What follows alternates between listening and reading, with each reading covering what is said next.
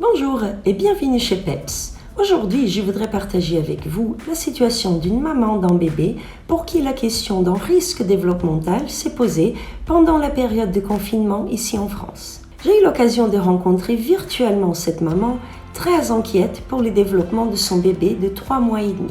Je l'ai reçue en consultation visio car elle était convaincue que quelque chose n'allait pas bien avec son bébé.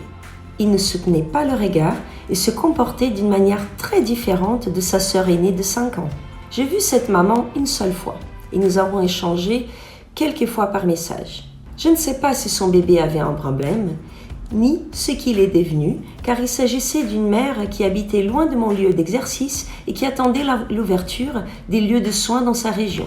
Même si j'ai longuement étudié les films familiaux de bébés plus tard diagnostiqués comme autistes, je serais incapable de dire avec un rendez-vous vidéo si ces bébés étaient ou pas en train de se développer sur un mode autistique.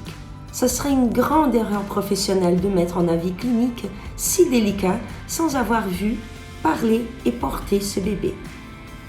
Ce que je peux dire par contre, c'est que cette diade était en grande souffrance et qu'ils étaient, mère et bébé, en train de s'enfoncer dans une spirale interactive négative. Ce que je sais aussi et que je peux dire à cette maman, qui par ailleurs je remercie beaucoup, c'est comment l'inquiétude d'avoir un bébé qui a des problèmes désorganise et détruit les compétences parentales. Et cela, que l'inquiétude soit justifiée ou pas. Les études sur les signes précoces d'autisme montrent que 38% des parents avaient vu que quelque chose n'allait pas bien avec leur bébé pendant la première année de vie, mais qui n'ont pas été entendus par des professionnels.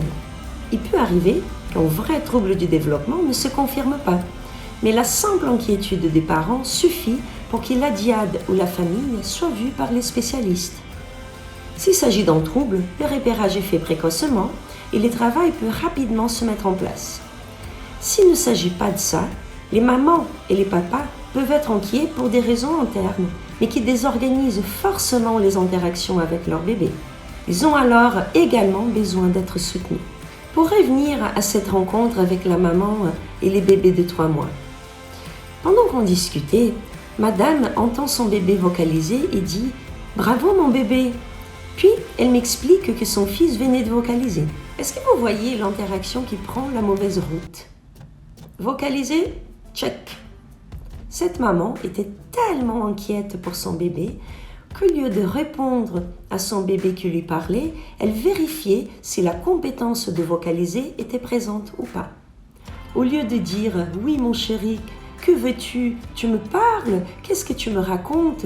et démarrer une conversation, maman, envahie par les inquiétudes, était en train de cocher des cases. Cette mauvaise route de regarder l'enfant à la loupe et de noter ce qu'il fait et ce qu'il ne fait pas, court-circuite la relation et prive le bébé de ce dont il a besoin, à savoir que les parents répondent, supposent qu'ils sont en train d'exprimer quelque chose, qu'ils jubilent et partagent des choses ensemble. Cette maman souligne aussi, quoi qu'on me dise, je suis convaincue qu'il y a un problème. Et sa question était, et alors, comment je fais maintenant? Que faire avec un bébé qui sera autiste?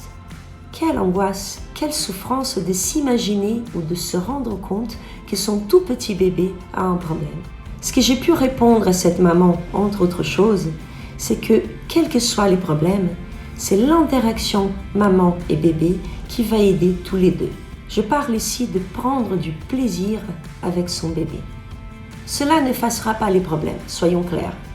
Mais c'est la meilleure manière pour aider les bébés à se développer et aussi pour construire un lien fort et solide qui suivra les deux tout au long de la vie.